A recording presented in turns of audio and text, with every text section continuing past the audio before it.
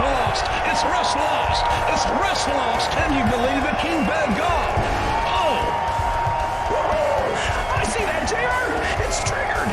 It's Johnny. It's Drew. Can you believe it? It's going to be a slobber knocker. As they say, anything can happen on Wrestle Lost. Welcome to Wrestle Lost, folks. Ah, yes, Sister Dan has it here. It's the wrestling story cast.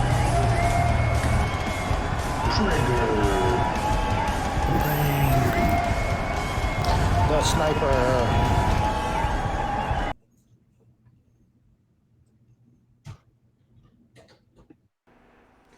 Hello, everybody, and welcome to Wrestle Lost. It's been a very weird and interesting time. A lot has happened. So to get into it, here's Johnny.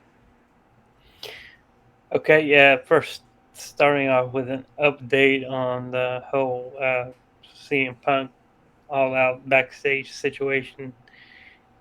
Some of the ones that were suspended have already their suspension been lifted. Pat Buck was backstage at Dynamite this week. Michael Nakazawa and Brandon Cutler, their suspensions, and Christopher Daniels as well have also been lifted. In fact, Christopher Daniels and Nakazawa are over in Japan right now. They already had some previous bookings over there, and from what I've heard, Kenny Omega also went to Japan, but he's just going as an observer. As far as the suspensions for CM Punk, Ace Steel, and the Elite, those are pending the results of the investigation, which I'm hearing might come this week. They're very close to concluding that, and it's also come out that from all sides are in agreement that CM Punk threw the first punch at Matt Jackson. Yeah, because as reported by SRS, um, the Young Bucks ended up knocking on the door. And Yeah. they went in and they were they were arguing, but they weren't throwing punches just yet. CM Punk was the one that threw the first punch at Matt, I believe. And that's when Kenny Omega came in, tried to take the dog outside so he wouldn't get hurt. Came back and tried to interrupt and break him up. And that's when he got bit and some of his hair was pulled. So it was a shit show. And they also had another executive there. Her name is Megan. She was there to keep it professional, which obviously wasn't. No, it was everything but professional. Yeah, so that's the news on that. And once again, that they weren't mentioned on AEW this week. Also, being the Elite has been put on hiatus for obvious reasons. I already miss it. I need my BTE. Yeah, we'll see. We'll see what's going to happen when they come back. It's going to be interesting because a lot of people are calling for, well, once it blows over and once everything calms down, they're asking for a skit to be done on being the Elite. And I don't know. I don't know about all that. Also, to that, last week I mentioned that the Young Bucks sent out feelers to WWE. It's come out that they actually didn't talk to anyone in management. They were just talking to a wrestler in WWE, and that about once her contract is up, which is not up till 2024, that they would consider looking into seeing what kind of deal they can get. But I don't think they're going to go anywhere. I think it's just going to be a ploy to get more money from AEW. Randy Orton did something similar to that in 2019 when he threatened to go to AEW. And I think he actually got with AEW, seeing what kind of deal they could offer him.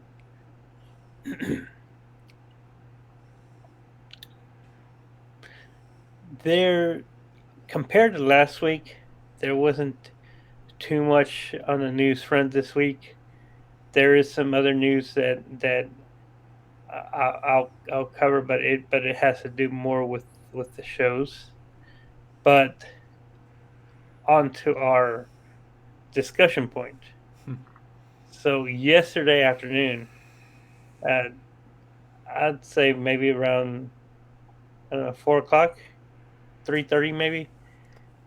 Dave Meltzer sent out a tweet saying that there was some WWE news that was about to break. He made it sound important, like it was a must see news story. A few minutes later, he came out and said that that today there was going to be a press conference about the next Saudi show, and Logan Paul was going to challenge Roman Reigns for the title, which we saw Logan Paul last night on SmackDown talking about this press conference. Didn't mention anything about Roman. He said he might challenge for the title at the press conference, but I didn't watch the press conference. I know Freddie did, so I'm going to let him talk about that. Okay, so it started off with Michael Cole there. So he was on the podium and he came out and said that Crown Jewel is going to be on November 5th from Riyadh, Saudi Arabia. He recapped what happened on SmackDown with Logan Paul calling out Roman Reigns. And then he introduced the Bloodline. So everybody was there. Obviously, you got Roman, you got the Usos, you got Solo Sikoa there, and you got Sami Zayn. And so they came out and, they made a big deal. Somehow, it still ended up being a long entrance for Roman Reigns. It was literally from, my wall to my desk, about 10 feet. And it was still a long entrance for Roman. I don't know how they made that happen, but it happened.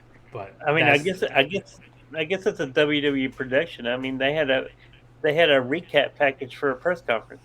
Yeah, they sure did. So then Logan Paul was introduced. He came out by himself, and Triple H was introduced because he had to be there. He's the one that brought Logan Paul in. Yeah. So it was awesome that he was there. He got a real big reaction from the crowd because I would say this is he's been around and we've seen him, but this is the first time I would say he's on TV. So it was a big deal. It felt big to me. I really liked that he was there. There was Triple H chants. It was fucking badass. So Triple H was first on the mic, and he talked about it was a big fight weekend with Canelo and Triple G going down tonight. Yeah.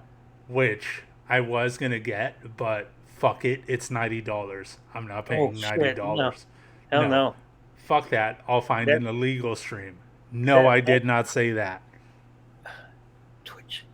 Okay. That was almost twice the price of All Out. Yeah. I had every intention of buying it, but $90? Nah, I'm good. I'll find another way. Well, I think that's because also, and to step away from wrestling for a minute, but you used to have the Zone, right? Yeah. Did they charge separately for that, or was that part of the plan? No, they charge separately because Oh. I also looked into it. And when I had the zone, it was when it had just started. Yeah. So Yeah. everything was priced a little bit differently. I would pay $5 a month for the zone. And then you would pay maybe $30 for like pay-per-views. So it was cheaper. It was a Right. good deal. So I looked into the zone when I saw that they were charging $90 through my service. I'm like, no, I'm gonna see what the zone has to offer. Now monthly for the zone it's $20. And then they charge in 70 for the pay-per-view. I'm like, I might as Well, well fucking buy it through my service. there you go. There's your $90 right there. 70 Yeah. plus a 20. Yeah. So either way, it's $90 and I'm not fucking with that. Nah. No. So That- I'm pissed off. Well, those events are really now be more for like sports bars and like restaurants. You know. Yeah. Which I don't know. I might try and find a place to go just so I can have a beer or two, maybe watch the fight. That's all I Yeah. want. Yeah. But yeah, so Triple H mentioned the Canelo Triple G fight, and he said WWE is all about the spectacle, being larger than life, and putting on events like no one else can. And he talked about WrestleMania and the 2-night deal that's coming in LA, and the success of Clash at the Castle. And they said no one's putting on events like us. And at that point, some fans started chanting for Logan Paul. This was a very rowdy crowd. For as small as the place was, it got pretty rowdy. So he spoke about Crown Jewel, building up the match between Roman and Logan. Talked about Logan Paul's success on social media and how he has the #1 podcast in the world. And Logan Paul interrupted Triple H. And he said, "That's verified."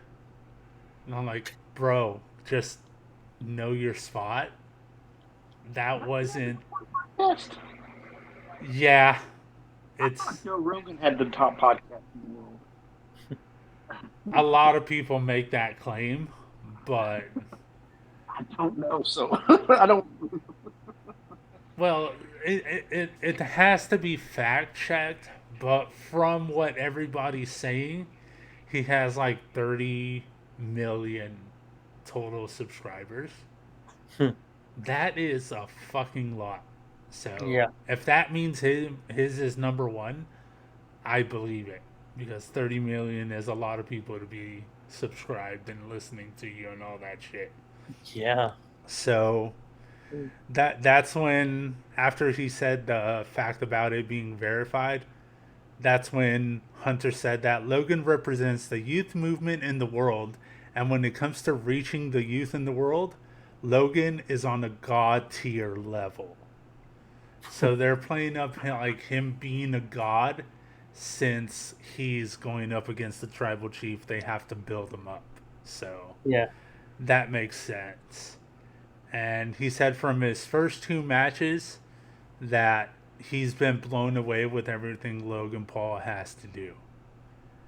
And that's when Roman Reigns had about enough, and it was his time to take the podium. So he obviously has to start out with Las Vegas, acknowledge me. Like, he's going to be in character. So, Yeah. but he said a lot more than that. He went off about him being the tribal chief, doing the normal spiel and all that, and talking about how maybe Logan has bitten off a little bit more than he can chew, because he said, "You're in the deep end now. You're in the water with the biggest shark to ever live in the WWE," which I don't know if I agree with that. I don't either. But No. currently, yes. Currently, yes, but not Currently, ever now. yes, but not in history. Yeah. You have to go back 25 years for that. Yeah. So it was a very good promo by Roman Reigns. A lot was said, but that was like the biggest line that they focused on. So if you have a chance and haven't seen it, I'd go and watch it if I was you. But it was really damn good. And that's when Logan came up on the podium next, and he said, "Damn, there's a lot of Samoans here." You know, not acknowledging Sami Zayn, but that's fine. And he thanked WWE and Triple H for trusting him. He said it's an absolute honor that in his third fight, he gets to face Roman Reigns, who is one of the greatest superstars of all time. He said he'll deliver a performance that you'll always remember, and that he's going to do what he and his brother do best, and that's be a disruptor. Which I thought was a pretty cool line, because you don't really hear about people like disrupting the WWE status quo of what a superstar is, and Yeah. he's definitely doing that. And he says he doesn't like when people tell him that anything is impossible, and that 1 week before he fights Roman in Saudi, his brother Jake, which is a big douchebag, as I've said before, is fighting Anderson Silva a week before he goes to fight Roman Reigns. So they're both having the biggest fights of their careers very early on. And that's when Logan said that his second boxing opponent was Floyd Mayweather, and Floyd didn't beat him in Logan's second fight. He says he's been wrestling his whole life. That's what he does. And that at Crown Jewel, this is going to be his match. He said Reigns might be the head of the table, but I am the damn table. Okay. That's a little bit weird of a line, but I know what he was trying to say. But you know what? Because of that line, I can see him being put through a table. Yeah. And after he said that line of "I am the table," he said Roman will acknowledge me on November 5th. He said, "I found my home in WWE and I called out the GOAT immediately. That's what I do." There was a lot that happened. Paul Heyman obviously took the podium as well, said that Logan was talking a bunch of nonsense and that he's going to get what's coming to him for talking down to the tribal chief. It was a very interesting thing to do. I'm not sure if it completely won me over just yet, because this is just the start of it, but it is a very interesting start. Okay, could you tell in the press conference, were there other media outlets there besides WWE? Yes, There were. Okay, there which were. one? Because, Reputable? yes. Okay. NBC, CBS, like they all got to ask a couple of questions. Okay. So this is maybe not all 100% kayfabe. No, they had like actual media there, not just, not to discredit what they do, but Yeah. normally you get like with the wrestling world in media scrums and stuff like that, you get Sean Ross Sapp, you get Denise, like reputable people. Yeah, it's like the AEW. Well, I mean the AEW, scrums. You don't see mainstream media. You don't see like ESPN or Fox Sports or Yeah. or there's no more Fox Sports, but NBC or whatever. Yeah, no, they had mainstream media there, and they got to ask a couple of questions after the fact. They asked Logan how is he so confident going into this match? And he said, I'm just always confident. You got to see the fights that I've had, you know? And reference Floyd Mayweather again, saying, I went the distance with Floyd Mayweather, and when he's known for putting people down, he couldn't put me down. So he brings up a very good point, but that is the Floyd Mayweather that's not in his prime anymore.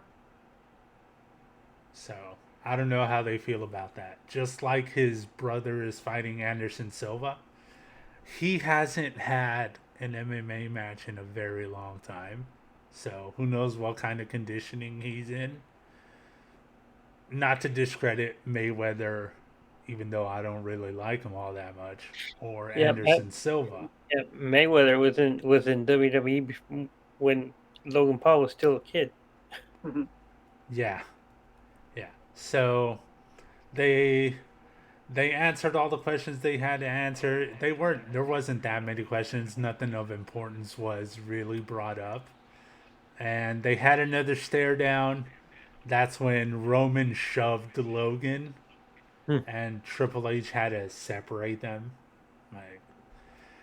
So they recreated the Austin Tyson press conference Yes, for that's WrestleMania. yeah, that's pretty much what it was.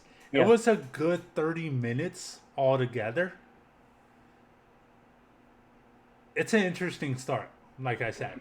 I'm not completely sold on it yet, but it's a very good start.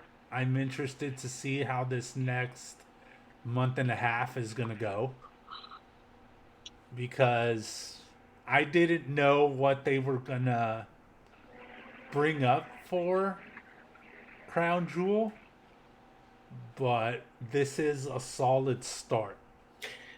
Yeah, this is going to be I think the first really good Saudi show. Yeah.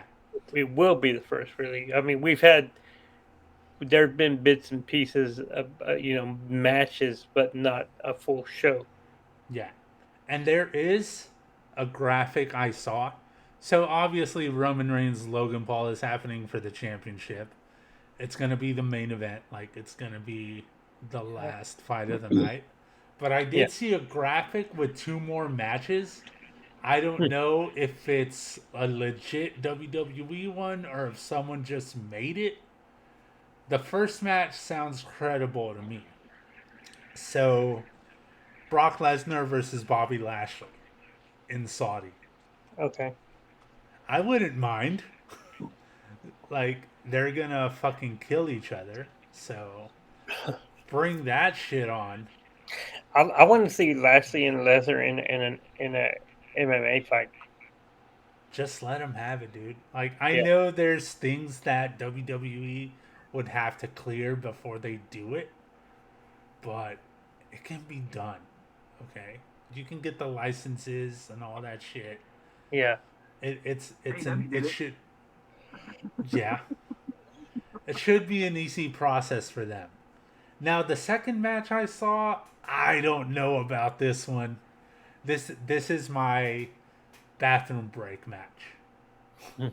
So we got Goldberg versus Omos. Yeah, I can't see how they're gonna build that up. I mean, I know they got time, but I mean, you saw what happened when Omos came out on Monday. He took out the whole broadcast. Yeah.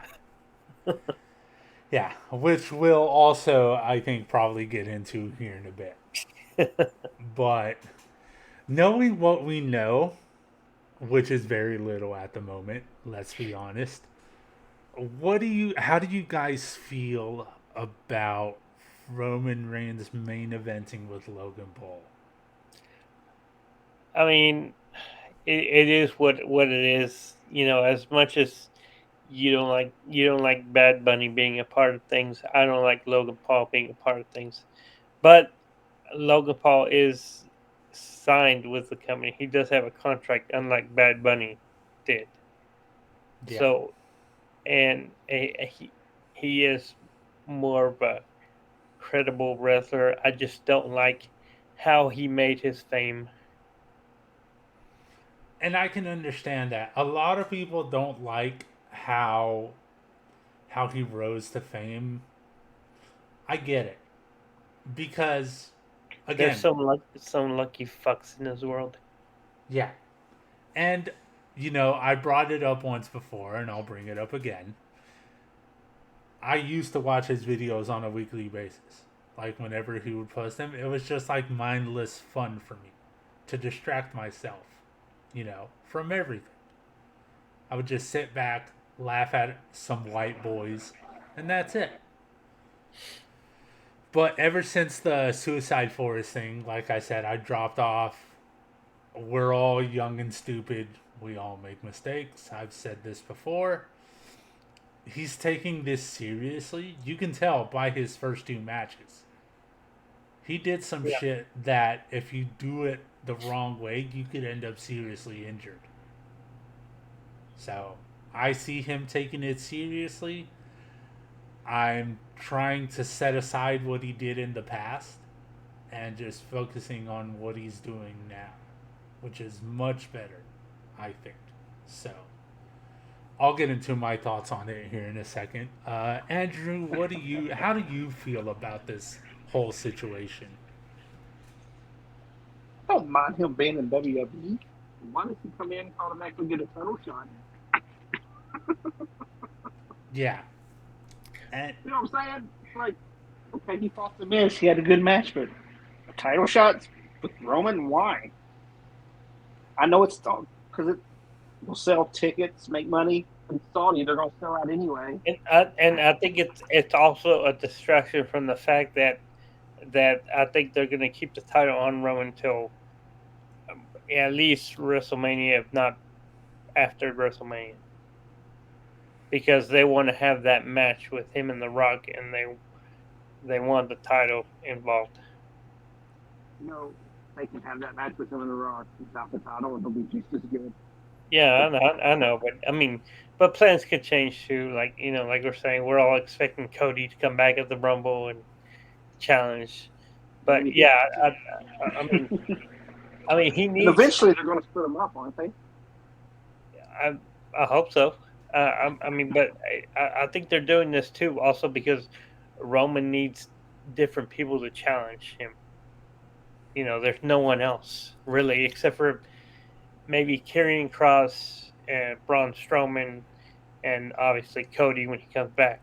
But But the way they built it, they have people that could challenge him who's already had matches, but they didn't get a fair shot. Because actually, the last time Roman lost, he kept his title when he lost to Seth. Yeah, that was a DQ though. Right. But he still lost, but he kept his title. Yeah. Like the last match, the Bloodline helped him. Hell, half his matches, the Bloodline helped him. So there are people still there. They just have to Yeah. And there was not that get the Bloodline involved. And there was that one time that God helped him when he was facing Finn. yeah. That's still weird. Okay. So I'm gonna give my thoughts on this, and I'm not gonna take very long. I'm just gonna be upfront and honest. If you don't have a problem with Bad Bunny coming in and having a match or two, which he doesn't have a contract, he came in, had 2 matches, right? 2 matches is what he had. Yeah, with this. Well, I was gonna say with the same people, but so far Logan Paul had matches with the same people. Yeah. But yeah. So I see a lot of people right now on Twitter saying, "Oh, so this guy came in and he signed a contract, only had 2 matches, and he's already getting a title shot." But yet those same people are all on Bad Bunny's dick saying, oh my God, Bad Bunny did so great. Oh my God, he did. He He did so did great with so well. his Canadian destroyer that Miz helped him 80% of it. 80%, 95% of it was the Miz. Logan is out here doing moonsaults, going over the top rope, taking all the serious bumps. Like, he's putting himself through hell in these matches. And I think a lot of people are hating him for it just because of his past, like Johnny said. He doesn't like what he did in the past, but we all have to move on and just look past the shady past that he has had and just acknowledge that he's actually doing decent. I would even say he's been impressive for the short amount of time that he's been doing it and for the two matches that he's had. The first one wasn't as impressive, but the second one was. So that's all I'm looking at. If y'all want to make the case for Bad Bunny when he didn't really do all that much in the match, but yet you don't give credit to Logan Paul when he was in there in a singles match, not in a tag match where someone can carry you who has more experience. That's the only point I'm trying to make. And I was there for his match at WrestleMania, and the crowd loved him. I mean, especially when he turned on the Miz after the match. Yeah. And I'll end with this. We talk about Wrestle Talk quite a bit. They're one of our favorite people that we watch on YouTube. Tempest himself said today, I want to hate Logan Paul, but I'll be damned if he didn't impress me. I am impressed. Those were his words. So we just all have to focus on what he's doing and forget about his shady past. And is it too soon? Yeah, it is way too soon. He should not be having this match with Roman. But it is what it is. Yeah, like I said, I think this is just a way to give Roman a different opponent. Yeah. I mean, obviously, he's not going to win, but there's always the thought of what ifs. Yeah, because people are already throwing those what ifs out there. What if he does win? What if this is a way to get the belt off Roman? What if Austin Theory finally catches in the Money in the Bank? And that's what I was leading to. Because on that same post, it said, and what if by Logan winning, that just means Theory comes out with someone who he can actually handle. Yeah, Logan's a transitional champion for like 2 minutes. Yeah. Hey, man, anything can happen in Saudi. And you know what? Even if that happens, that it'll still put Logan over. Yeah. Just because by the fact that he beat Roman Reigns. Yeah. I don't know. I don't know how I feel about it yet. I have to see what this next month and a half is going to bring and how they continue to build this. But I'm going to end with something Logan said. So he said, you came out here with everybody you have, your whole bloodline, this group of yours. And he was the only one sitting on his side. I mean, Triple H was sitting next to him, but as far as people he brought, nobody was out there with him. He's like, I only came here with my manager and my girlfriend. And you're over here with your whole group. What does that say about you? I need no one. You need everyone. pointing out that, Roman has to confide and win by getting help from the bloodline. So, and there's a lot that they could build on. I'm not saying this is going to be great. I'm not saying this is going to be bad. I just have to see how this plays out. But the press conference did a lot for me. So we're just going to have to wait and see how that goes. It was a shock. They worked us because we thought it was going to be something groundbreaking for WWE. Yes. I called Johnny. I woke him up. He was taking a nap. He was taking a nap because we get tired after work. So we going so early in the morning. Yeah. He was taking a nap, and I called him up thinking this is going to be something else. I didn't know what it was. We even threw out, hell, maybe Vince died. I don't know. Because what bigger news would be than Vince retiring? Either he's no longer with us, or they completed the investigation and there were charges brought up against him. Yeah. So that's what we were thinking. But, yeah, they worked the hell out of us. Fuck you, Meltzer. Yeah. It's all Meltzer's fault. Yeah.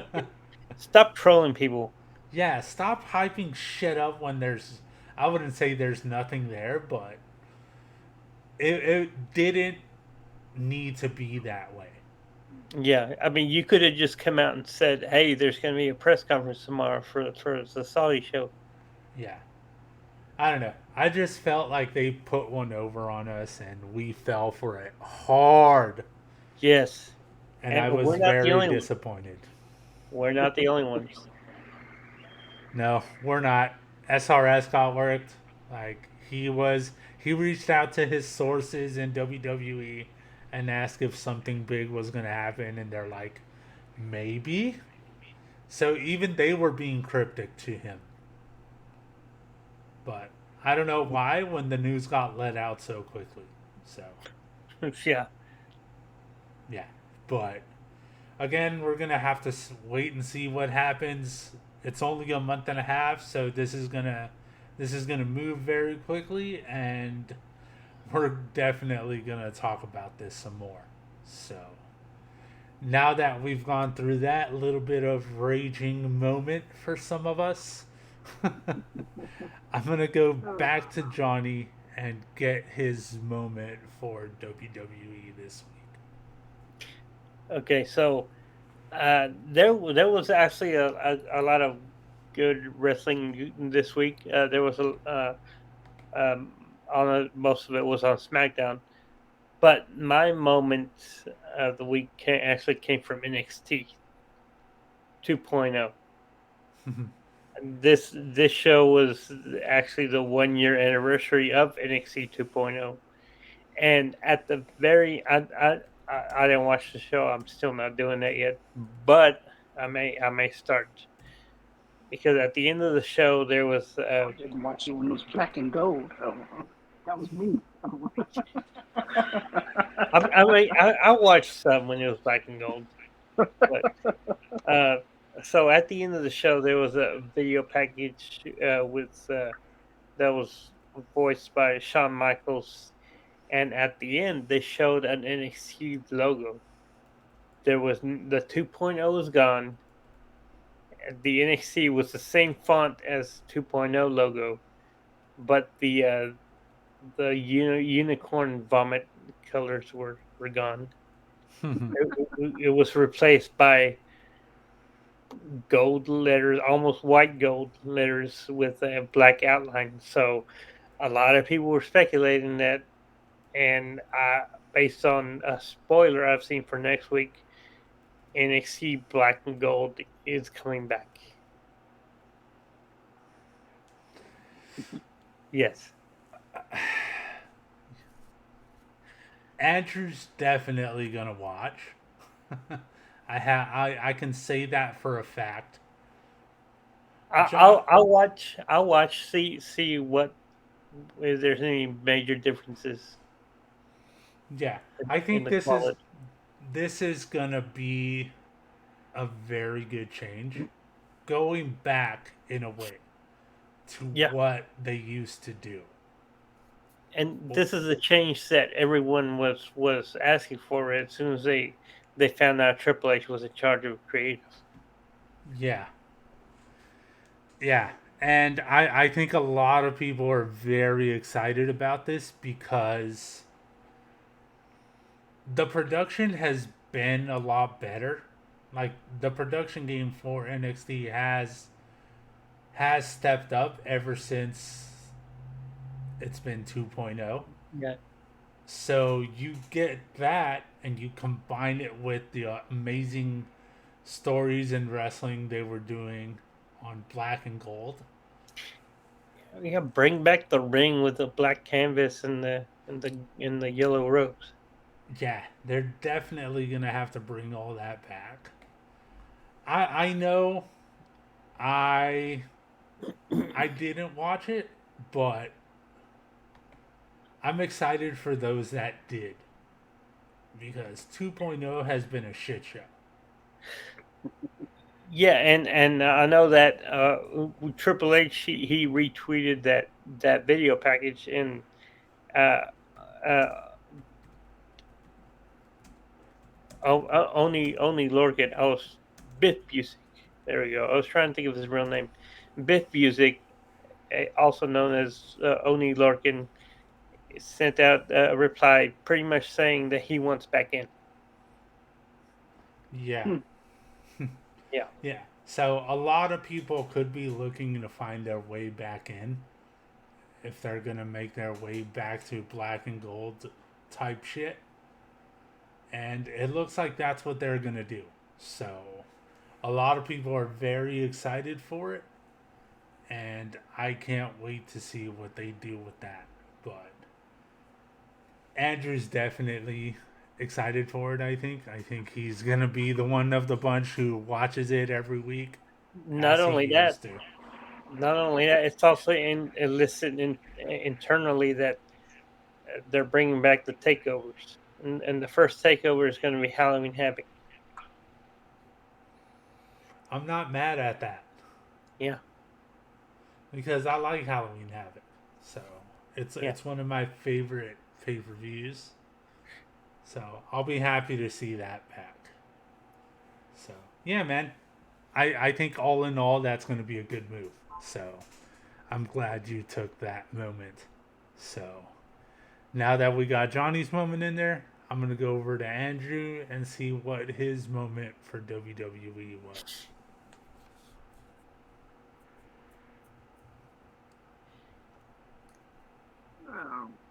I lost it. Here we go.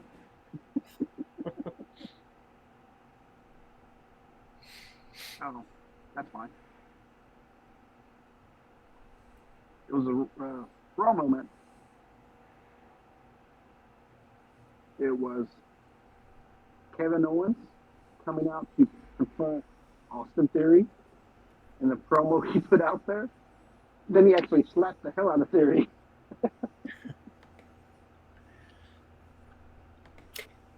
Yeah. Basically, he was telling Theory to do more than live off the opportunities that have been handed to you and show up to work every day like I have.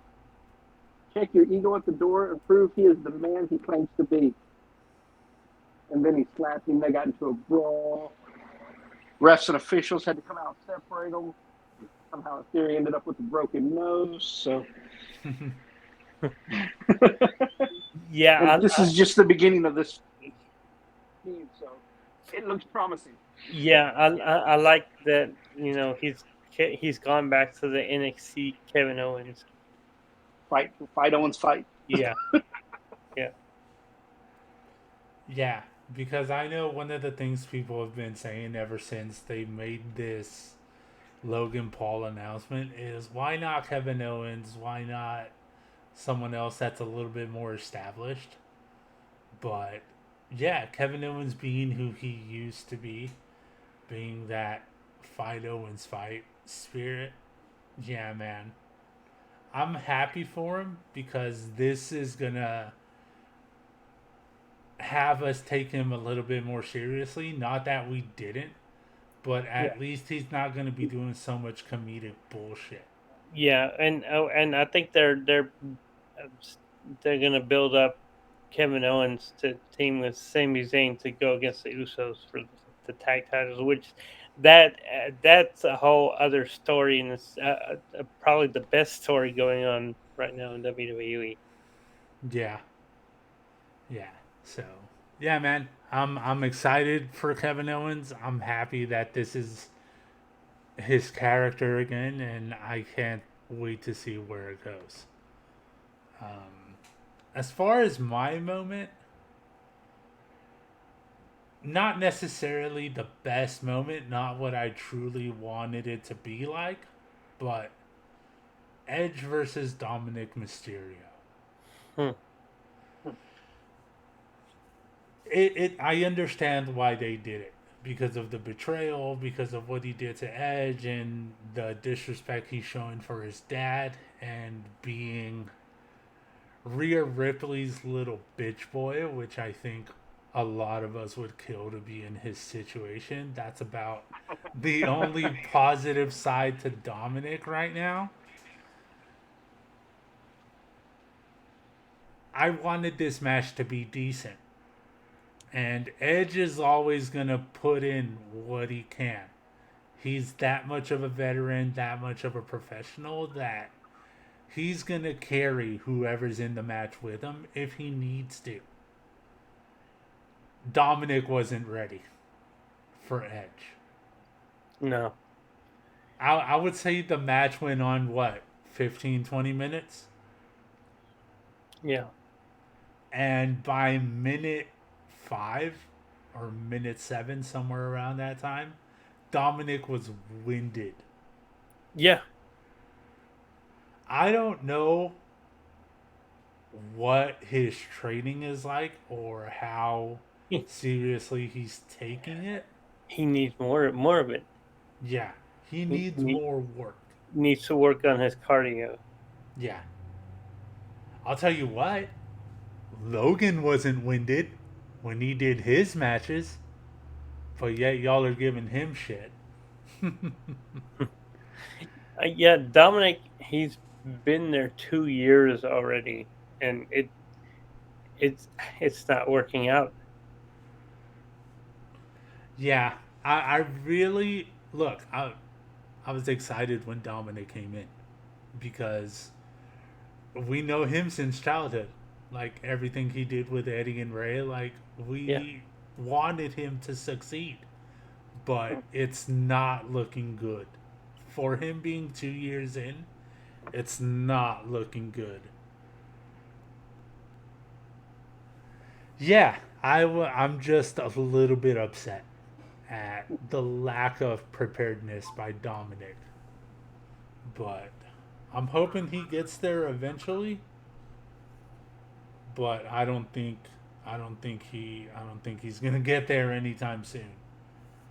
So somebody put out there that after Dominic turned on Edge and Ray, it's that maybe he isn't really Eddie's son.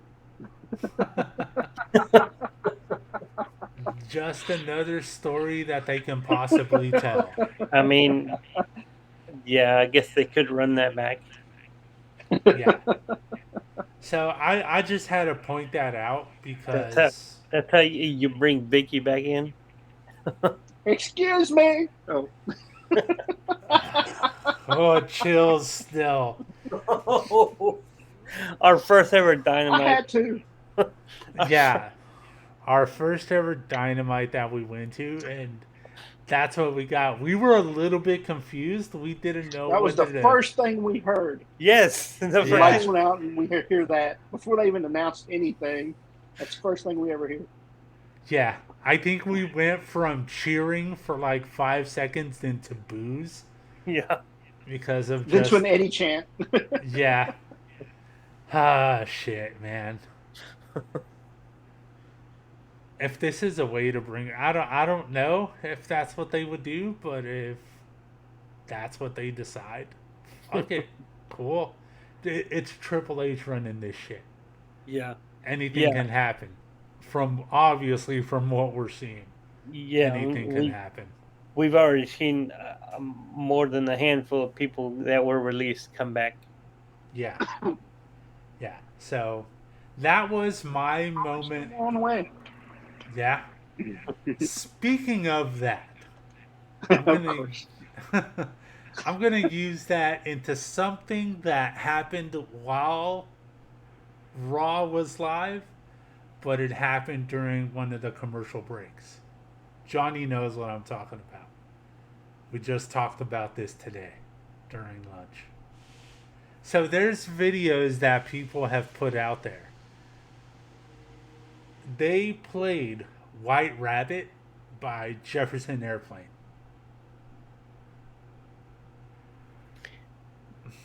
Yeah. Here's the connection people are making.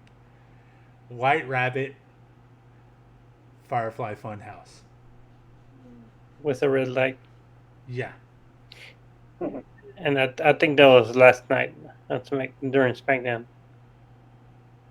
I don't know if it was SmackDown or Raw. It was one of the shows of this Yeah. week. But yeah, so they played White Rabbit by Jefferson Airplane during one of the commercial breaks, and a lot of people are like, well, Karrion Kross used to be known as White Rabbit. So Boots on the ground, yes. yeah, so there's that. That could possibly be why they're playing it. But when they cut off the song, there was a flash of red. Like the whole arena went red. So everybody's saying, is this a tease for another returning Bray Wyatt? Which, again, it's what I want to happen, but I set it aside because I'm not going to get happy until I see it on my screen. And I said I wasn't going to bring it up until I see it on my screen.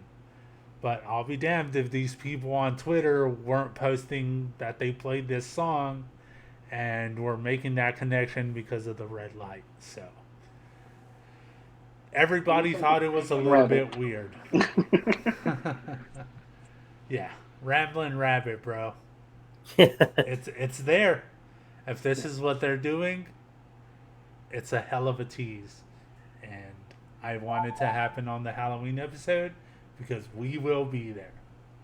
But yeah, I had to pick two moments for Raw. One good, one not so good. And the good one happened during a commercial break. So that just goes to show where my mind is at.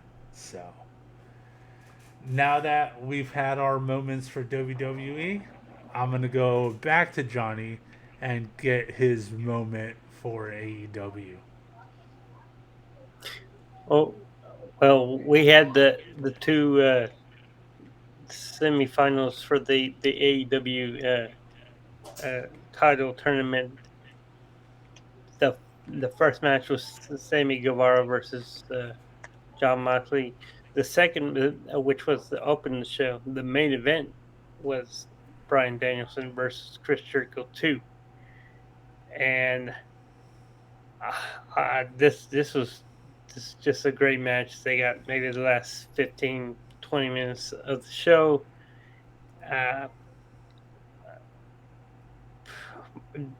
Bryan Danielson, his selling is at another level. It's at the level where you think he's injured. I mean, there was a moment there where he like Jericho had I don't know, he threw him over the rope to the outside, but he landed on his ankle, and he started to act as if he had injured himself. And and then you see Dr. Sampson go out and the referees go out there, check on him. You know, everybody automatically thinks, oh, man, another injury. You know, AEW can't catch a break. But no, it turned out he was selling it. very well. uh, in the end, uh, he actually Jericho had gotten him in a figure four. Somehow Danielson reversed it into the label lock. Jericho did a good job of himself of selling it, holding out until the last moment, and finally tapping out. And I don't know if you were going to talk about the other match, but Moxley ended up winning that one. So the final this week on Dynamite Grand Slam is going to be Moxley versus Danielson, Blackpool Combat Club versus Blackpool Combat Club, and they ended the show with them staring each other down in the middle of the ring, and that's all that happened, and the show went off the air. When I say that's all that happened, you know something else had happened. It is what it is, but this is really good shit. Yeah. Blackpool Combat Club versus Blackpool Combat Club.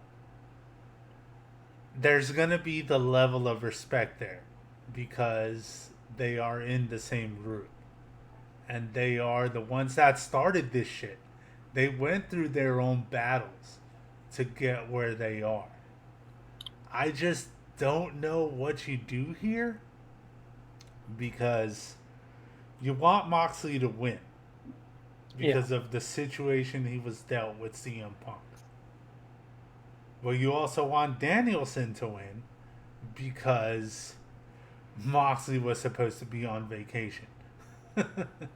Like he canceled his vacation to be there when the company needed him the most. Yeah, I think it's all going to boil down to what they're going to do with MJF. Whereas if he's number one contender, Yeah. are you going to, and if they're going to put on him or not? Because if you're planning on giving it to MJF, putting the belt on him, you don't want to put it in Danielson that way. You don't want him to have a quick run. Well, I know some people are speculating that MJF is going to win the title this week, but like I was telling Freddie, this year Winter is Coming is going to be in Long Island, which is his home arena. So they might just wait till Winter is Coming and put the title on him then. Yeah. And I agreed with Johnny when he said that. I do think the move is to wait for that show, for Winter is Coming. But it's going to be December, November. And it'll be early December. Yeah. So that's 3 months. Yeah. Yeah, roughly 3 months away. Not long enough for a Danielson run. You keep it on. Yeah, I mean, well, I think Danielson's going to win, and you give him have him build up an opponent for full gear, and then maybe start building MJF up after that. Well, they are having a battle royal this week for a number one contender or something, aren't they? Yeah, and then the winner of that will get a title shot later on. Maybe they'll get their title shot before MJF.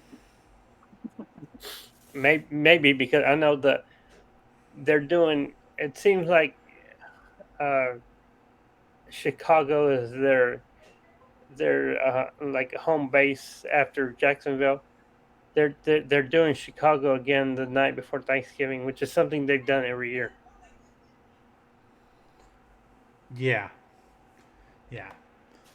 It's a bit of a weird situation because I know a lot of people have said the same thing, so I'm just gonna go ahead and say it as well.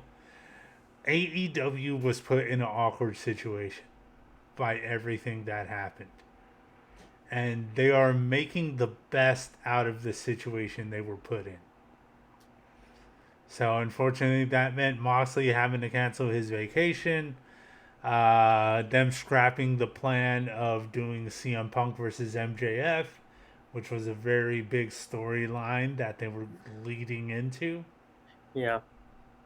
And just making the choice of who gets it next. Is it going to be Danielson? Is it going to be Moxley? Even though he was supposed to go on vacation, I would put it on Moxley. Just because of they did him dirty with the CM Punk shit. But that wasn't. Well, I was gonna say that wasn't. That was out of their control. But they could have at least reversed the decision, or like we talked about before, if Punk knew he was injured during the match, just call an audible and have Moxley win. Yeah. Because nobody could have guessed that whole thing was going to happen during the scrum and after it. Yeah. But if you did have an injured Punk, and he was going to be out for that significant amount of time, call the audible. So yeah, I think they have to put it on Moxley here. And from the looks of how he was reacting when I said it, I think Andrew agrees. Yep. Yeah, that's a 2-on-1, man. I still don't know what they're going to do. That's just what I would do.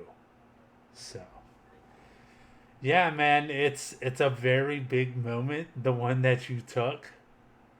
So, there's a lot of questions there, but those questions are going to be answered very quickly.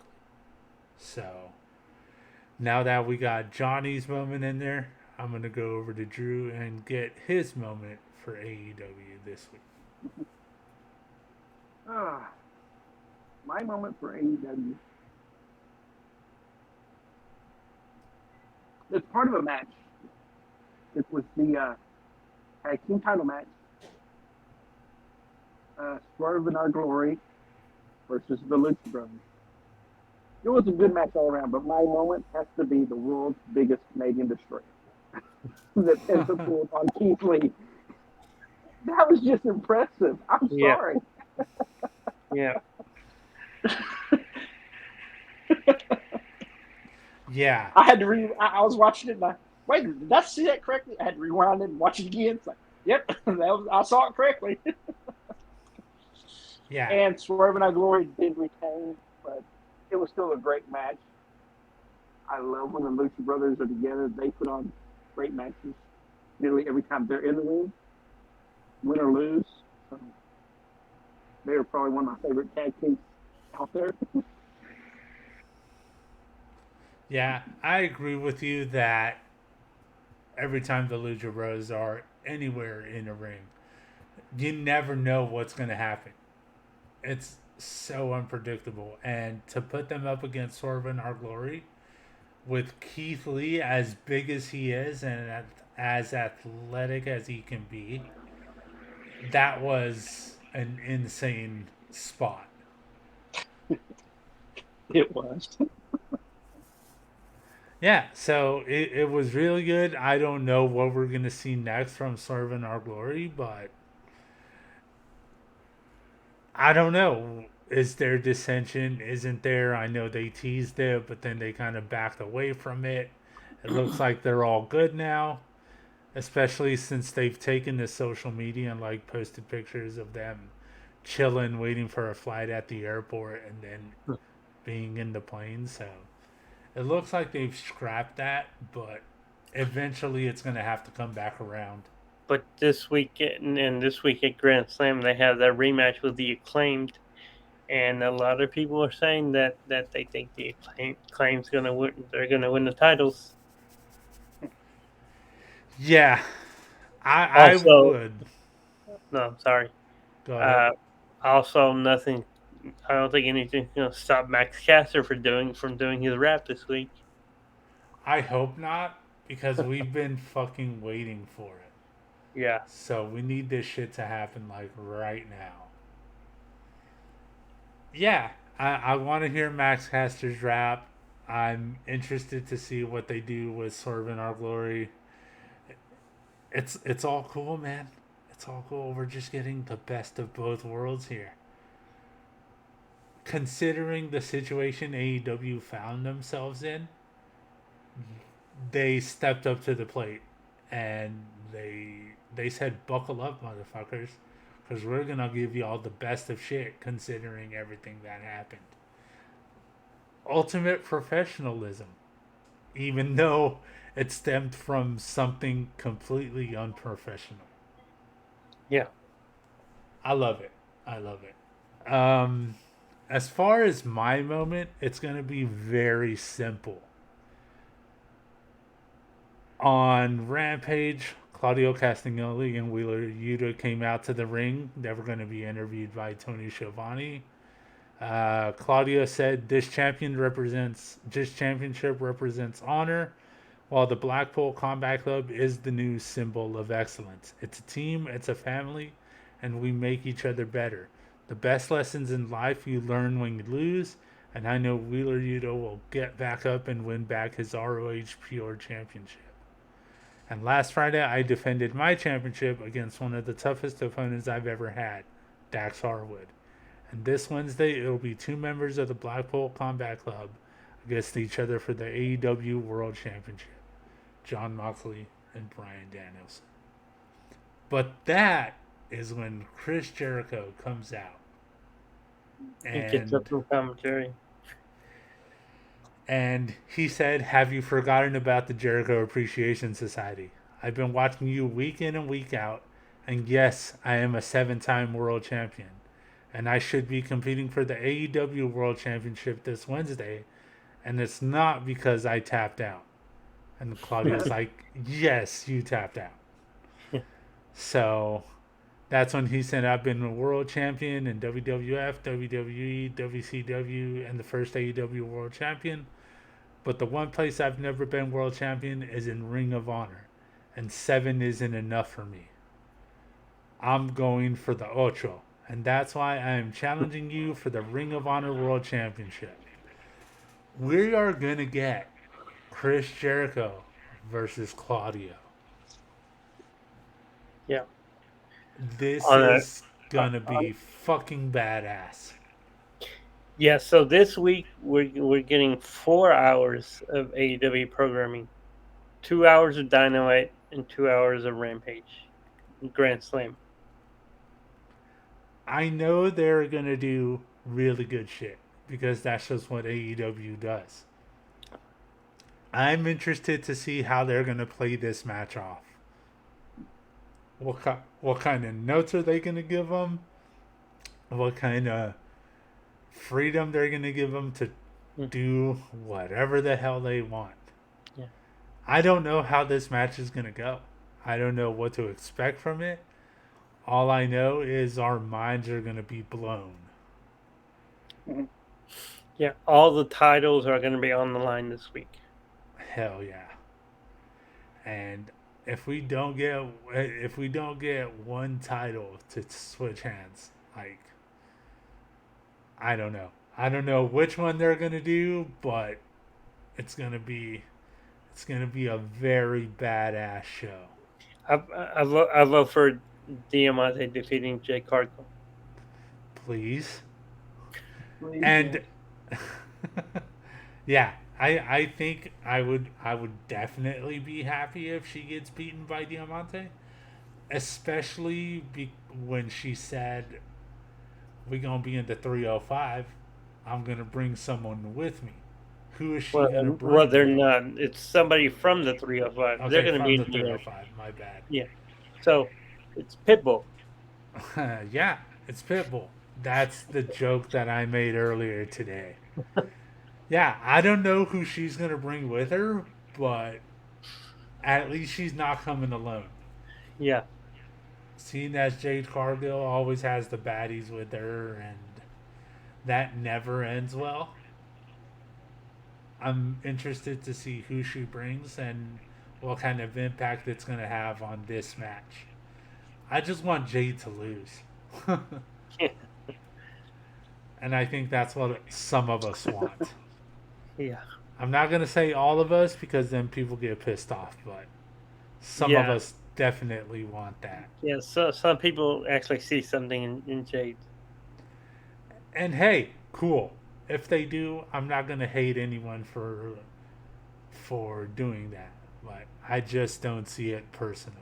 So yeah, interested in seeing what's gonna happen with Claudio and Jericho. Interested to see who Diamante is gonna bring with her. So we have a lot of shit to look forward to this coming week.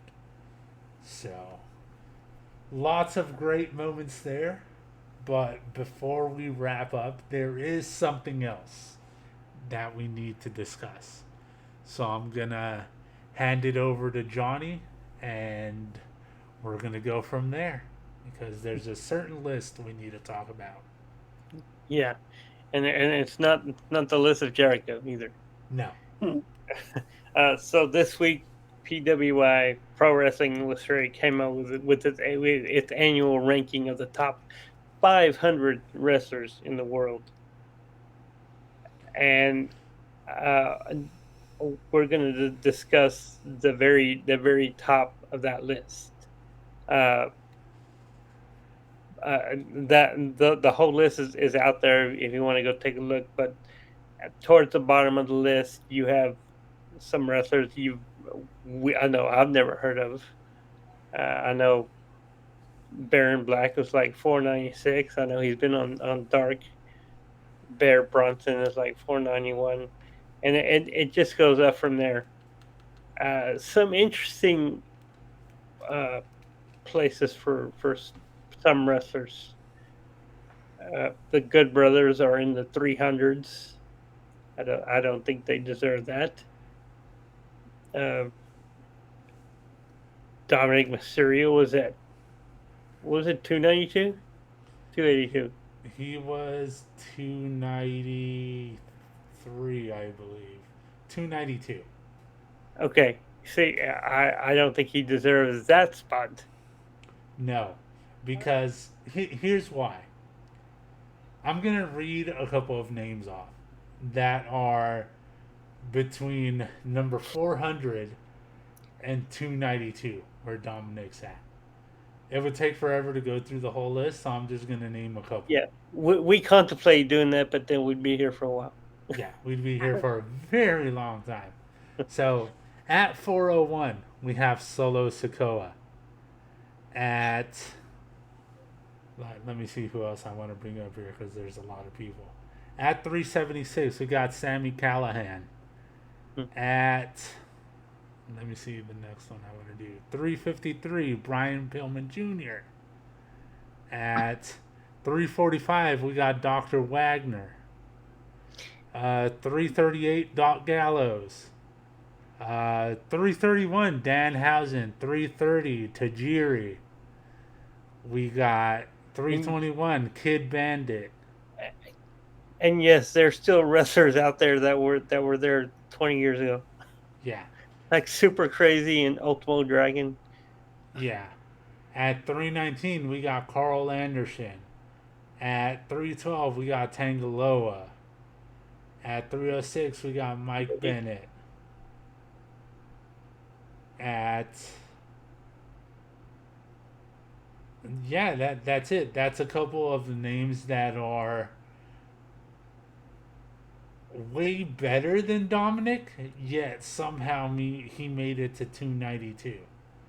And I know this is mostly based on popularity. Yeah, it's not based on in-ring abilities or match quality.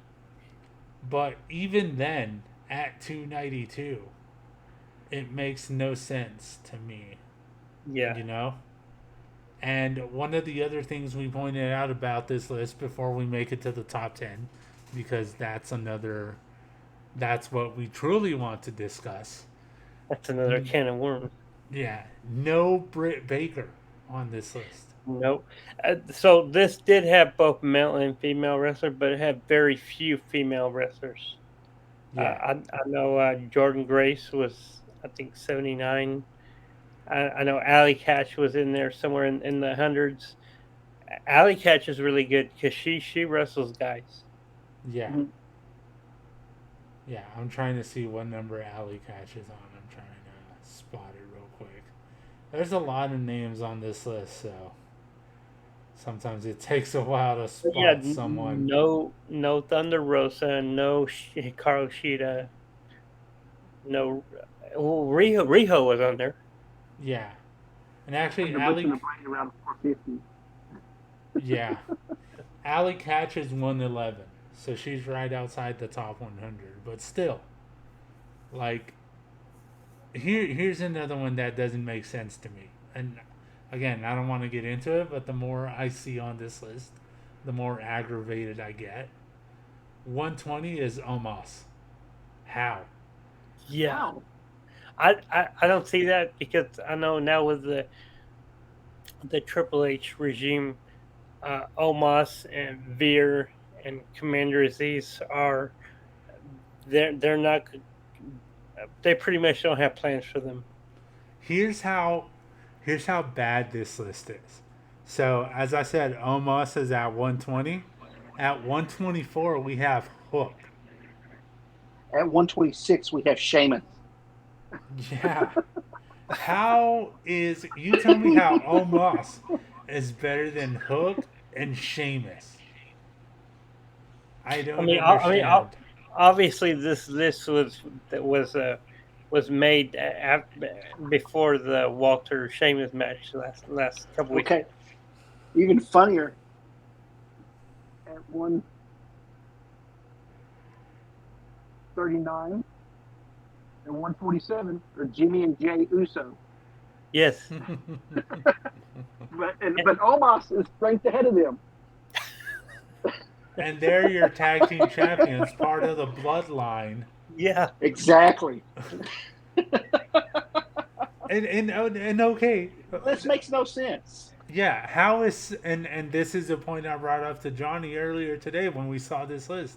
How is Solo Sikoa number 401?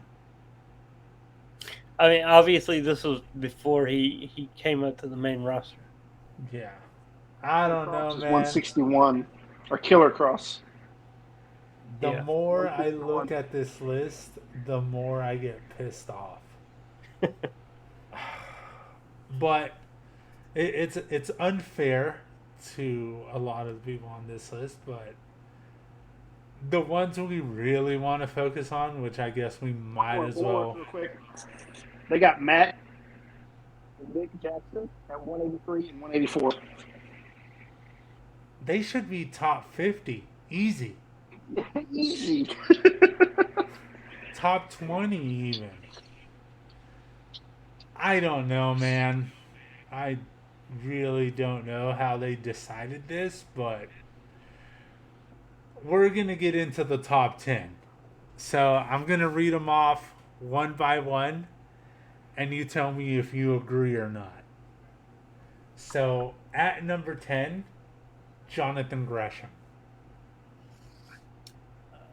I would agree with that.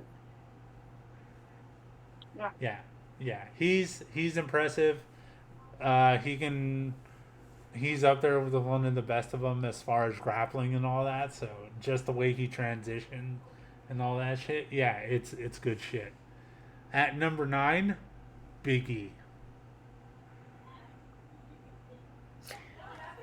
Yeah, even though he's been out for a few months, but hey, Kenny Omega was out for 7 of the 12 months from this list, and he was number 19.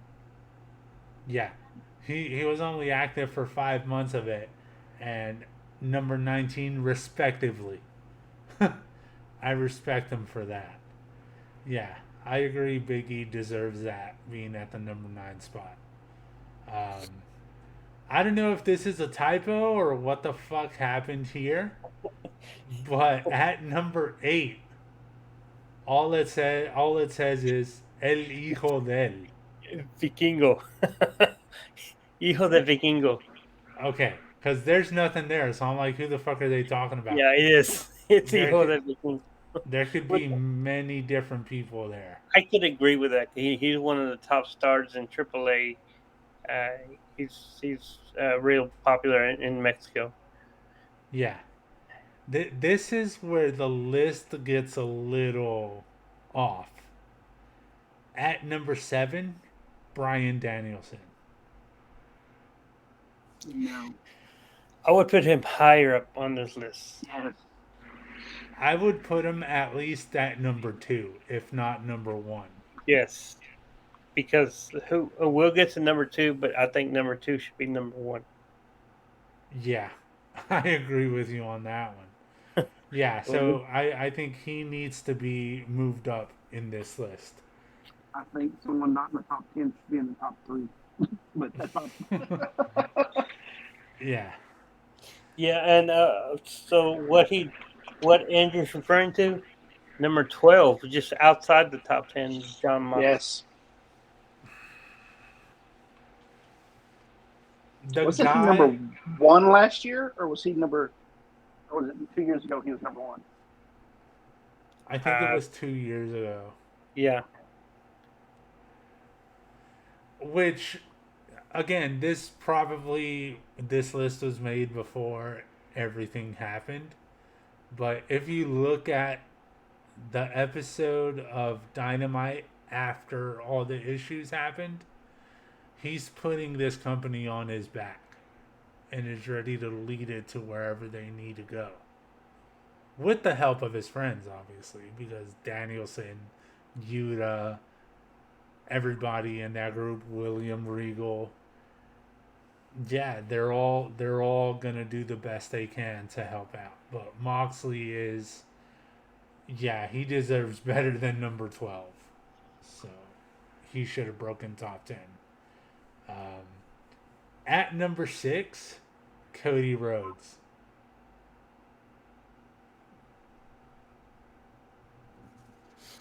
I could see that. I mean, he made the transition from AEW back to WWE, and he's even though he's out injured right now, he's still a fan favorite. And yeah, a very big fan favorite, but also had that fucking bomb of a Hell in a Cell match with Seth Rollins with his fucking injury.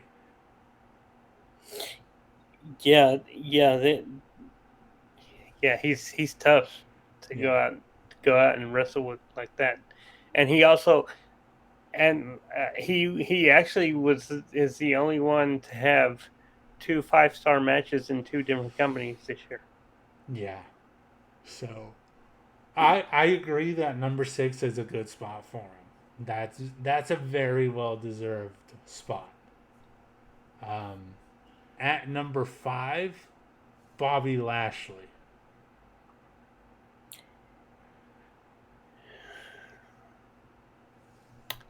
I don't know what to think about that. I mean, I like Lashley, but I've never been really the biggest Bobby Lashley fan.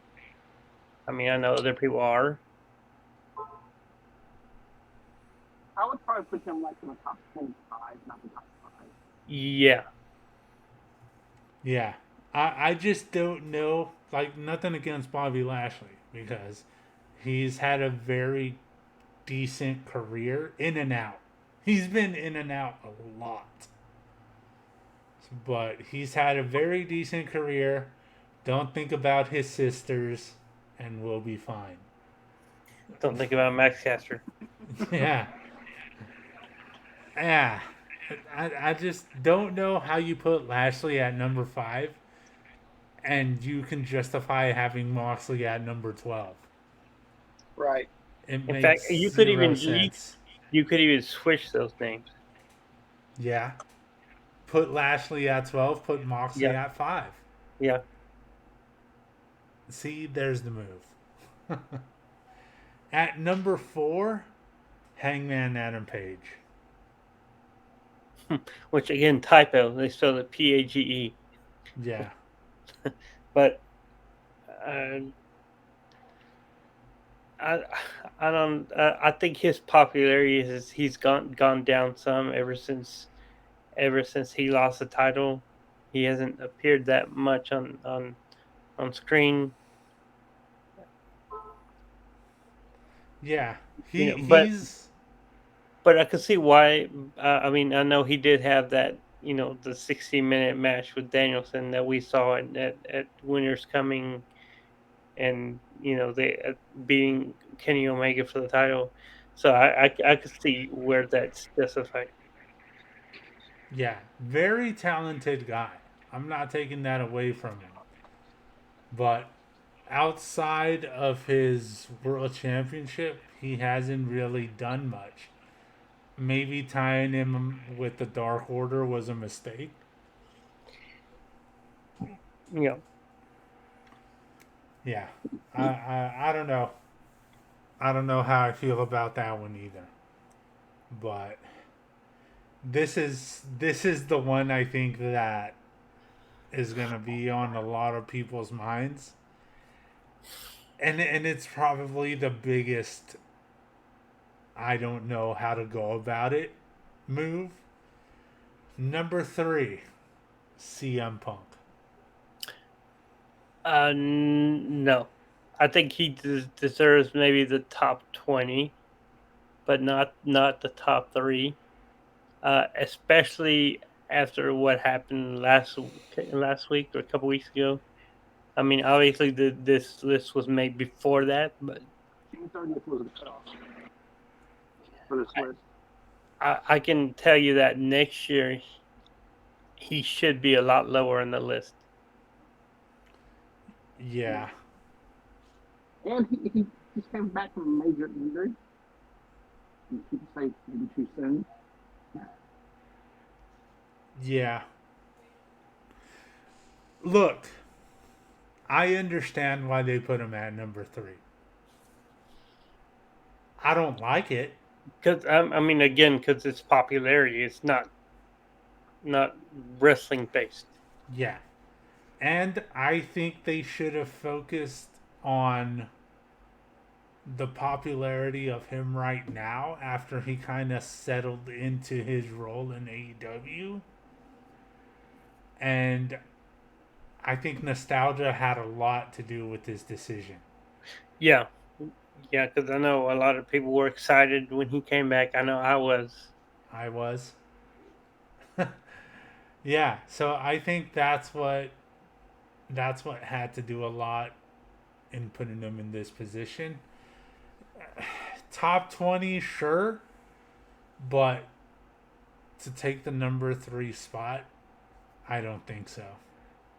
He needed to do a lot more than what he's actually done, and he's been injured way too much to be at number 3. So, and I'm a CM Punk fan, but I know a lot of people feel that way from what I'm seeing. So, at number 2, which should be the number 1 according to Johnny, and I agree with him, Okada. Yep. Kazuchika Okada, or as Kevin Kelly calls him, Kazuchika Okada.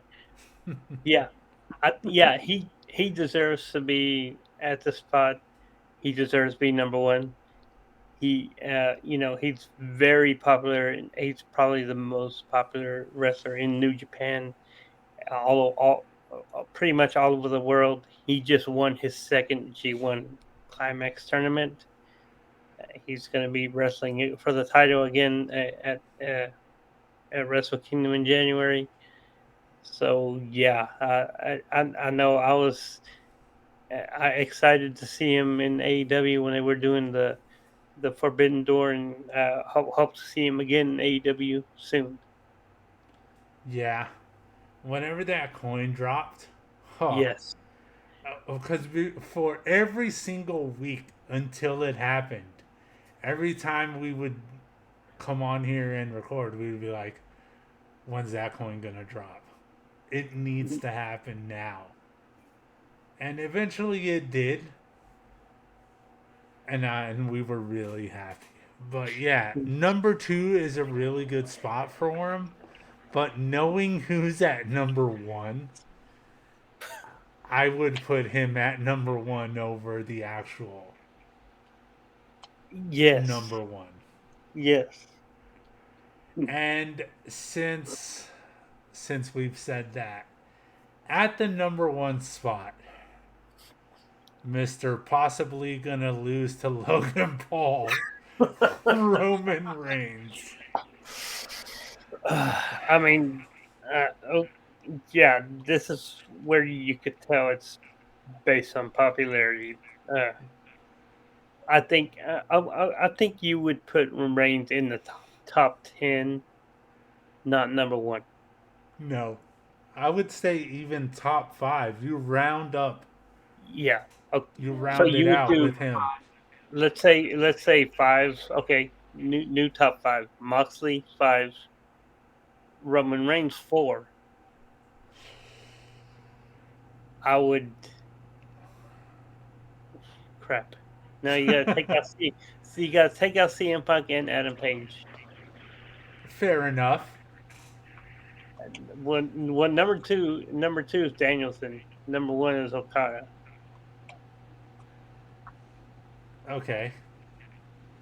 Top 4. Top 4. Move Moxley up to 4. There you Okay. go. All right. How do you feel about that move, Andrew? Having Roman Reigns at number 1. He's the best wrestler in WWE. That was like a Alone in the very. world. That was I'm like sorry. Your mic came out clear on that one. Yeah, it really did. It picked up like the biggest giggly girly laugh I've ever heard come out of Andrew. Well, it was a big girly laugh because that's a big girly mistake. So, Look, based on popularity, he is the biggest thing going on in wrestling right now. I'll admit that. This whole bloodline thing, having the Usos there with him, even though that has like overstayed its welcome. But ever Yeah. since they brought in Sami Zayn, it feels a little bit more refreshed.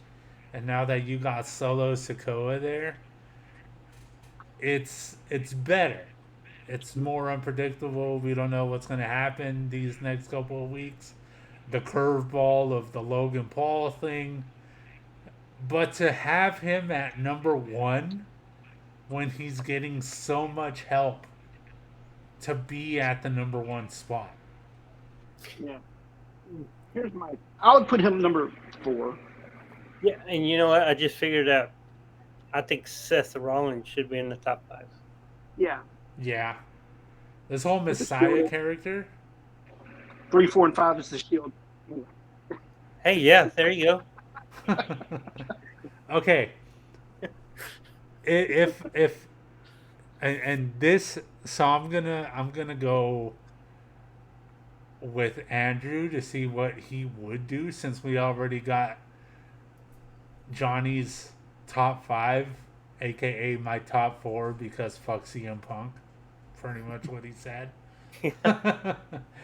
If you had to name your top 5 for this list, who would it be?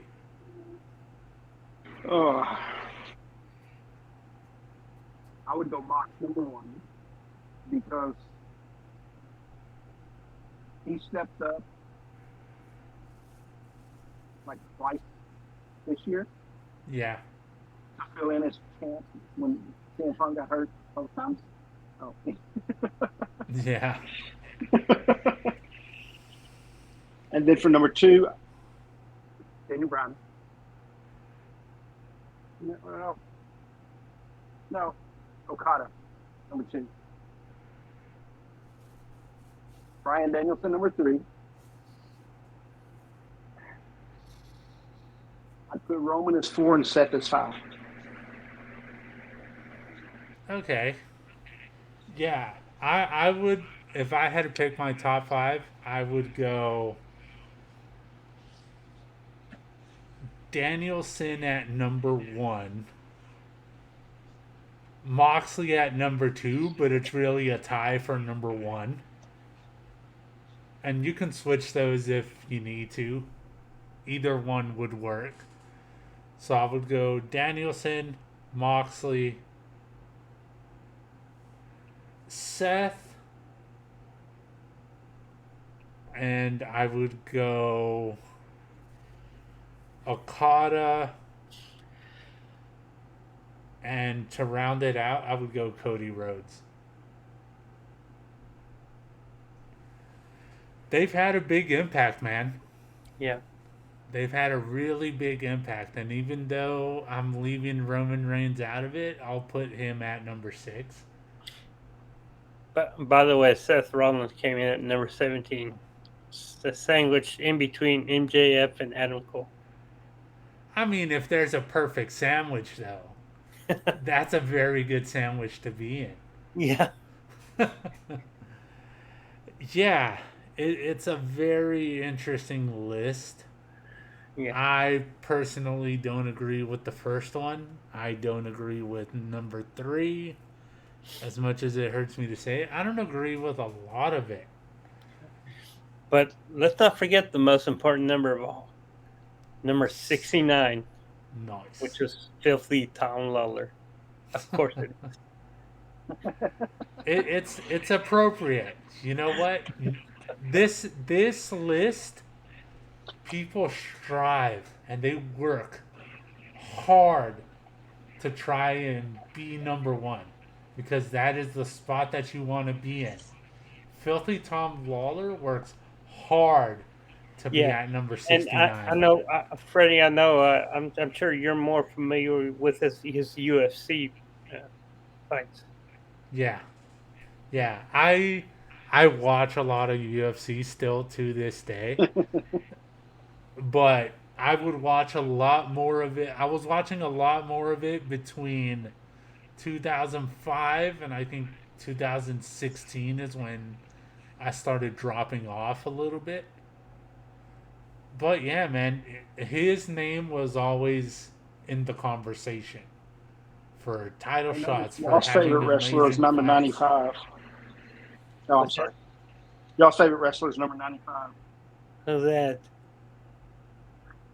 That's your favorite wrestler, fucker. Hey, I respect the guy.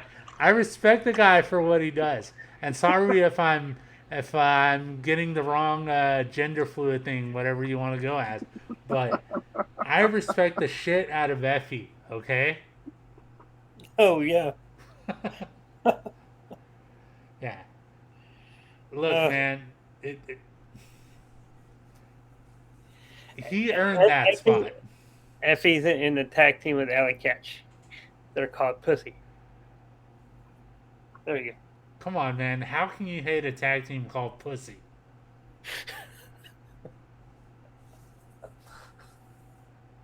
And just the not awkwardness, but the realization that the one thing he doesn't like is what the tag team was called. But yeah, man, I agree with some of this list. A lot of it I disagree with. The Dominic Mysterio being at 293 when you got so many good people higher up in the list.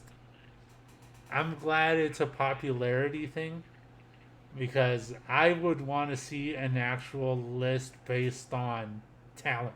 Yes. That would be an interesting top 500. And I think that would be the one list that we read all 500 of them out. Yeah. Because it's not to take anything away from this list because popularity is also important, but to have the wrestling ability and to get people behind you because of your abilities is top in this company. Yeah. In this business. I think that would easily be a 5-hour stream. Yeah. Because we would talk all about it.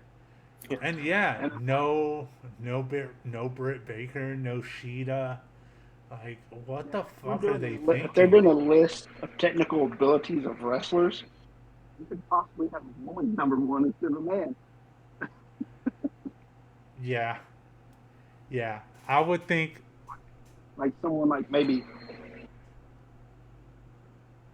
Asuka, Sheeta. Yeah, Oscar was Yeah. on no Oscar. No Alexa Yeah. Bliss. So some of those could be the top technical wrestler out there. No Becky Lynch.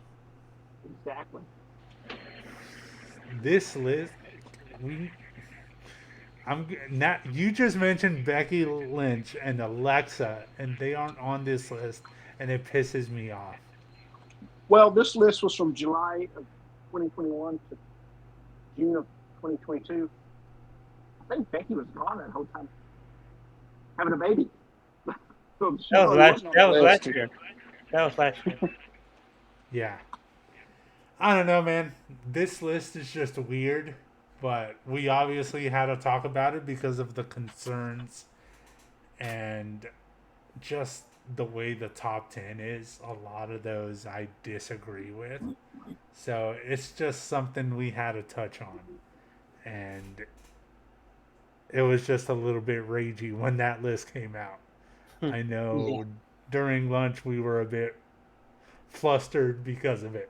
And I don't use the word fucking flustered, okay? We were fucking flustered. Yeah, we actually went through the whole list. Yeah, we went through the whole list. But if you didn't make this list, just know that we still appreciate you. I'm trying to think of male wrestlers that didn't make the list. It's kind of hard. Trying to this is something that we could talk about again next week Right. because we're gonna need some time to think about who didn't make this list that should have been on it. Yeah. Jericho's not on it. Yes, he is. Yeah, Oh fuck! It's a long list, man. That's a long list, bro. Where's Jericho? I'm trying to He's see. like in the top 30.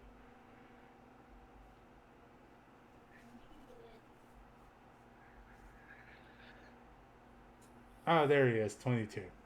Okay, right next to Jay White, and that's not a bad spot to be in. Yeah. Yeah, you're between Jay White and Moose. So I think you're good. Yeah, it's an interesting list. We're going to have to think about this some more and come up with some people that should have been on it that weren't on it. But it's going to take a lot of thinking about it. Yeah, Billy Gunn. you have to have Daddy Ass in there, man. I don't think any of the Ass Boys were on there. I mean, the Ass Boys can fuck right off. Like, they haven't deserved that spot yet. They haven't really done much. Yeah.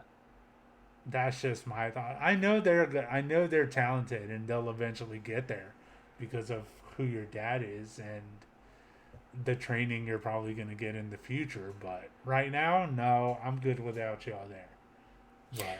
But Ricky Morton was ranked higher than his son. yeah, Carrying. yeah, he was ranked higher than his son, which says a lot. But hey, respect for him for still being around and on that list. So Yeah. now that we've given our thoughts on the PWI Top 500 for now, it is time to stump the brain. Okay.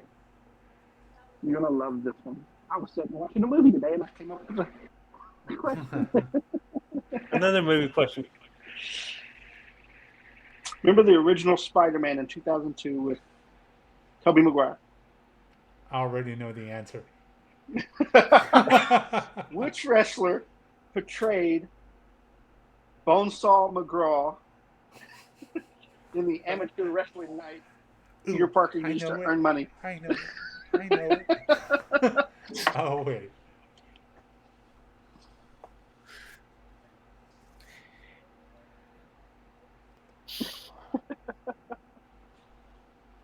Really, dude? I don't. I'll be honest here. I don't watch superhero movies.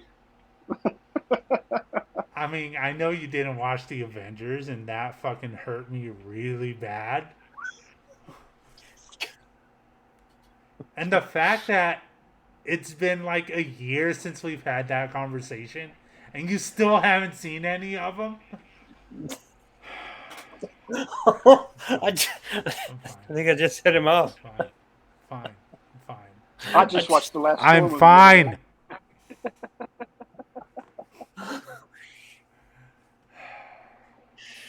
Oh, I hope you get it wrong.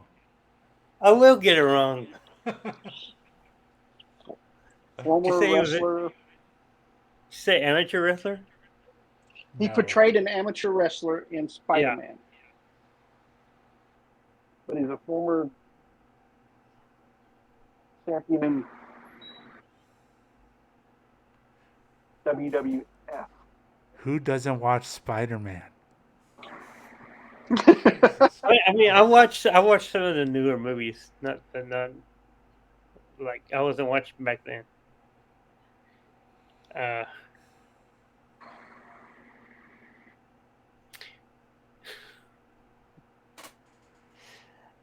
I'm gonna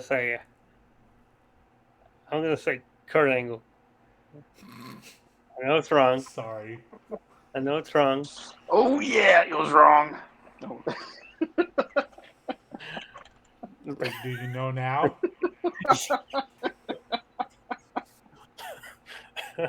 Randy Savage. Yes, it was Macho Man Randy Savage. Ooh, yeah. Dude, I love that scene so much. It's funny. He's just kicking Spider-Man's ass in a ghetto costume. Doesn't even really have the Spidey suit yet. It's fucking hilarious. You at least need to go watch that scene. It's a pretty good scene. Yeah. But what comes after it broke me. That's the first time that happened in a movie, and it broke me. Hmm. So you just need to watch Spider-Man. You need to watch Avengers. You know, I'm still pushing on that. You need to watch Iron Man. There's so many of Thor. them. That's why you should have started a long time ago, like every normal person in this world. Normal person. Yes. Okay. sorry, enough. sorry. When I hear that people haven't seen like some of the best movies ever made, it really gets me. Really gets me. You need to get to these very last movies because, like, it started off like every other superhero movie, like Iron Man and all that shit, the first Thor, all of those are like the building blocks to what happened, but those compared to the final movies they've made, completely different. Because it ties everything in and just the story they tell and the emotions they bring out of you. Grown men. Luke Owen crying in the movie theater. Yep. Dude, it's Especially so Civil good. War. Civil War's a good one for that. Yeah. Yeah. I watch it alone. Look, there's two movies, and I'm going to fucking admit it, and I hate myself for it. There's two movies that are completely different that both made me cry so damn much. Civil War, and that one I'm not afraid to say because I'm a guy, and that makes sense with what they did. This other one, I shouldn't say it, but just for the comparison, I'm going to say it.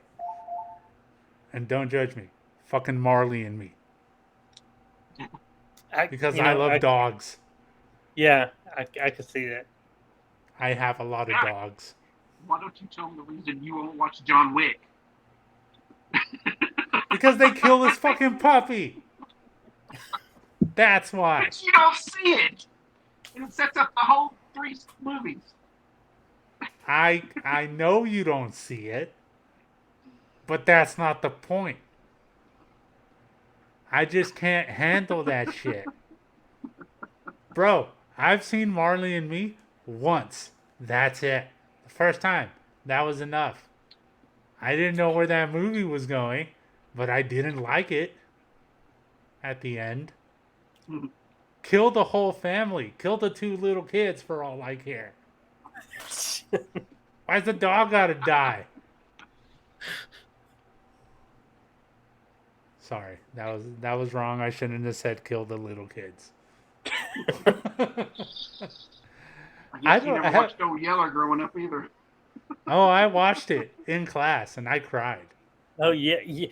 I think we all saw that in school at one point. Yeah, I cried. Yep, sure did. Didn't care. I didn't care about image shit back then. Now I kind of do. But how the fuck did we get here? All because of Spider-Man and Jesus Christ. So I'll end it. Did you see the first Marine? Yes.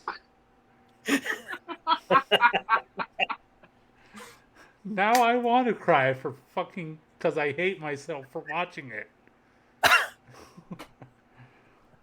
Yes, I watched the first Marine. Which also has a wrestler in it. Yes.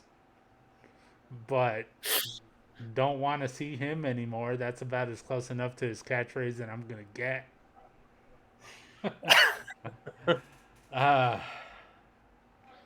Well, this was fun. Thanks. Yeah.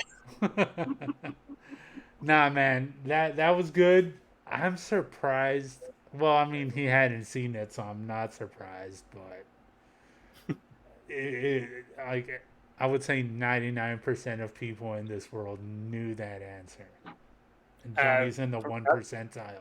I don't think so. I don't think 99. 99, bro. Okay, not 99. 98.9.